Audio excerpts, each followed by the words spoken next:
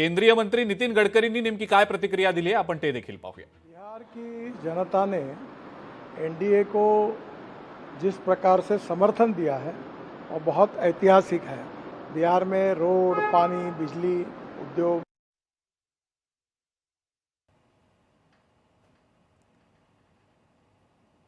काही तांत्रिक अडचणींमुळे नितीन गडकरींची प्रतिक्रिया आपण दाखवू शकलो नाही पूर्ण। आपण पुन्हा एकदा ही प्रतिक्रिया दाखवण्याचा प्रयत्न निश्चितपणे करूया। पण आपण हा जल्लोष सध्या पाहतो भाजपच्या कार्यकर्त्यांचा।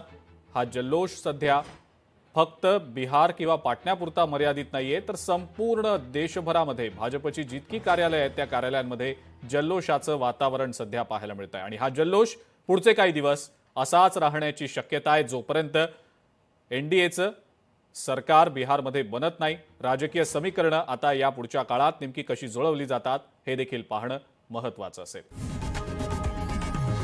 लोकशाही मराठी ऐका, पहा, जागरूक रहा।